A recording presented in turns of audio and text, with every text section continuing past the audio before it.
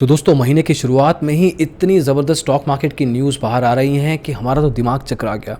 हमने अपने कोरेस्पोंडेंट्स को भी काफ़ी जगह भेजा तो वैलिडेट करने के लिए कि वो न्यूज़ एक्चुअल में सही है या नहीं। इस वीडियो में उन सब न्यूज़ के बारे में बात करेंगे और अपने कोरेस्पोंडेंट से भी बात करेंगे कि किस तरीके से वो सच्चाई का पता लगा पाए या कैसे। तो आइए शुरू करते हैं।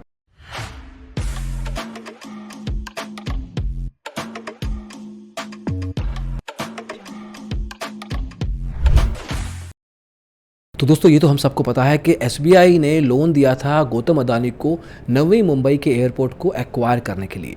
ये लोन की वैल्यू थी 12,770 करोड़ रुपए।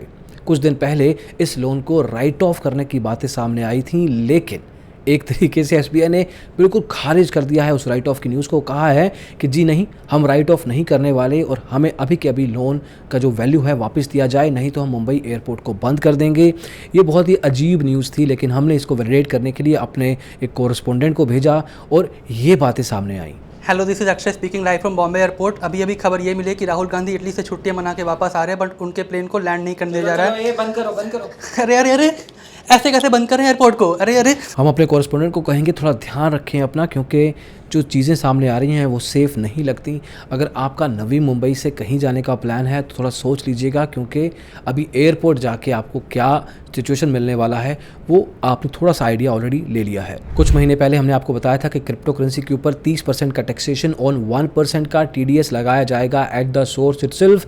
अभी मिनिस्ट्री ऑफ फाइनेंस ने इसको रीथिंक किया है, क्योंकि 1 अप्रैल से ये चीज़ एप्लीकेबल होने वाली थी, लेकिन अब इसको 3 महीने डिले कर दिया है और 1 जुलाई से, मतलब 1 अप्रैल से मई से जून, जून से जुलाई, 1 जुलाई के बाद इस चीज़ को एप्लीकेबल करने के बारे में सोचेंगे। और TDS को हटा दिया गया है, TDS अभी नहीं लगेगा एज ऑफ नाउ। तो that's also a welcoming news. इस चीज़ को रिकन्सिडर किया जा रहा है और इस पे ये भी सोचा जा रहा है कि क्या क्रिप्टो करेंसी को आप एक्सचेंज कर सकते हैं या नहीं, क्या उसको लीगलाइज कर सकते हैं या नहीं। ये चीज़ें भी सामने आएंगी। हो सकता है कि आगे आने वाले समय में आप अपने 2000 के नोट, 1000 का तो नोट है ही नहीं, लेकिन 2000 के नोट, 500 के नोट को देख के क्रिप्टो करेंसी खरीद पाएँ और क्रिप्टो करेंसी के फिजिकली क्रिप्टो करेंसी के साथ आप बाइंग एंड सेलिंग कर पाएँ। तो खुद ही कर लो। ऐसा एक क्रिप्टो करेंसी ऑलरेडी मैंने 2000 रुपये दे के बाय कर लिया है। ये थोड़ा सस्ते में मिल गया मेरे को, लेकिन और ये ऑथेंटिक है, चाइनीज़ नहीं है। तो मोस्ट लाइकली ऐसे क्रिप्टो करेंसीज, बिटकॉइंस आप भी अपने सॉर्ट ऑफ टाइम में देख पाएंगे और अपनी जेब में रख पाएंगे और बाइंग एंड सेलिंग कर पाएंगे। अच्छा है।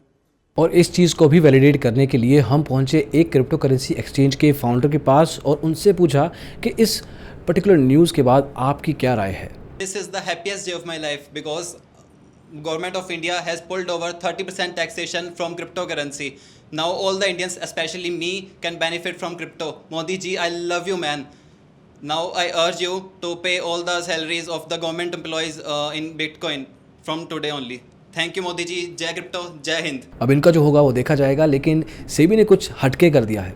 सेबी जनरली इनसाइडर ट्रेडिंग के लिए फाइन लगाता है, पेनल्टी लगाता है। इस बार भी किया था। कुछ दिन पहले 5 लोगों को गलत ट्रेडिंग, नॉन जेन्युइन ट्रेडिंग के लिए 25 लाख रुपए का फाइन किया था, लेकिन उन्हीं लोगों को रीच आउट दोबारा किया गया और उनको कहा गया है कि आपको 25 लाख के पर पर्सन 25 लाख का पैकेज दिया जाएगा पर ईयर का। भाई मजा आया, और मैं ये जो मजा है हिंदुस्तान के हर व्यक्ति को देना चाहता हूं। और आपको क्या करना है, आपको एक इंस्टीट्यूट में पढ़ाना है कि किस तरीके से नॉन जेन्युइन ट्रेड्स लगाए जाएं ताकि मार्केट में एक ओपननेस आए, ट्रांसपेरेंसी आए और दुनिया को पता लगे कि ये चीज़ें करनी चाहिए या नहीं करनी चाहिए। तो लोगों पे छोड़ दिया, लेकिन कैसे की जाती हैं उस चीज़ को बताया जाए। हमें लगा कि ऐसा कैसे पॉसिबल है, ऐसा कैसे हो सकता है कि सेबी ये चीज़ों को खुद ही अलाउ करे और कहे कि हम पैसे भी देंगे करने के लिए।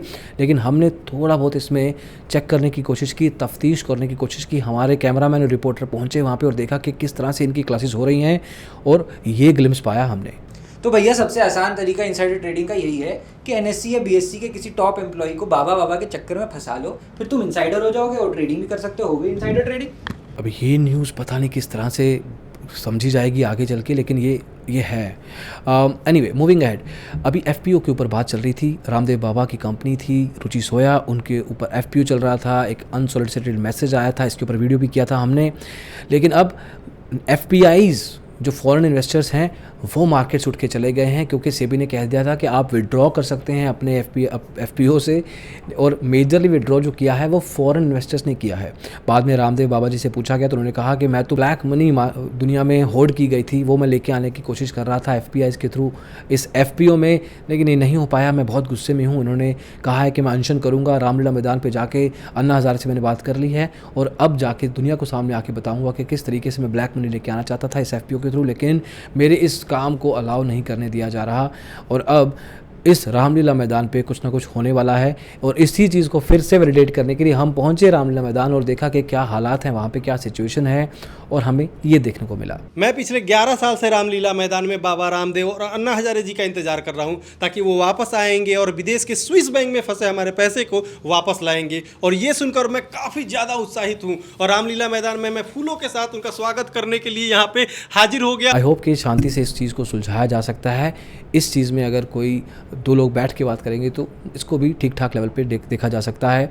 एक बाबा से दूसरे बाबा में मूव करते हैं। हिमालयन बाबा के ऊपर बहुत टाइम से एनएससी का जो दिक्कत चलता आ रहा है, चित्रा जी जो दिक्कत में थी, मिस्टर आनंद सुब्रमण्यम उन्होंने भी थोड़ा बहुत दिक्कत की।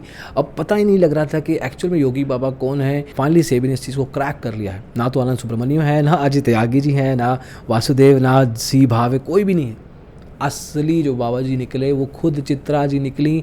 चित्रा जी को मल्टीपल पर्सनैलिटी डिसऑर्डर था। वो एक तरीके से खुद ही बाबा बन जाती थी, कभी चित्रा जी बन के ऑफिस आती थी, कभी बाबा जी बन के ऑफिस आती थी। शीशे के सामने खड़ी होकर खुद से बात करती थी और कहती थी कि देखो बाबा जी ने मुझे बताया है, लेकिन वो खुद से ही बात करके खुद ही को बता रही होती थी। ये मल्टीपल पर्सनैलिटी डिसऑर्डर का एक सिम्टम होता है, और इस केस में वो पूरी तरह से इस ग्रस्त थी इस बीमारी से। आपने कार्तिक कॉलिंग कार्तिक देखी होगी मूवी, वैसा ही कुछ इस केस में था। चित्रा कॉलिंग बाबा और sometimes Baba calling Chitra. It was actually Chitra calling Chitra herself. हालांकि वैसे दुनिया में होने को तो कुछ भी हो सकता है, लेकिन आज की तारीख में एटलीस्ट ये जो चीज़ें हमने बताई शुरुआत से लेकर अभी तक, वो सब इनजेन्युइन थी, वो झूठ थी, बिल्कुल झूठ थी। उन पर कोई विश्वास नहीं किया जाना चाहिए। कोई फैक्चुअल डेटा नहीं था, कोई न्यूज़ सोर्स नहीं थी। ये सिर्फ हम आपके साथ मजाक कर रहे थे। अप्रैल फूल डे मनाने का तरीका, हैप्पी अप्रैल फूल्स डे दोस्तों। अगर किसी को बुरा लगा हो तो सॉरी, डिस्क्रिप्शन में हमने लिख दिया है ऑलरेडी। तो जिन लोगों ने थोड़ा वीडियो उस हिसाब से देखा है कि डिस्क्रिप्शन में पढ़ लिया होगा, तो वो समझ गए होंगे मजाक कर रहे हैं। इनफैक्ट वीडियो के थ्रू आउट कॉन्टेंट में भी आपको आइडिया हो गया होगा कि ये मजाक चल रहा है, and that was the only intention. किसी को हर्ट करने का कोई भी इंटेंशन नहीं था। Please take it at a very light note. अगली वीडियो में with a very serious face and serious intentions मिलेंगे। आज के लिए इतना ही। Thank you so much. Bye bye.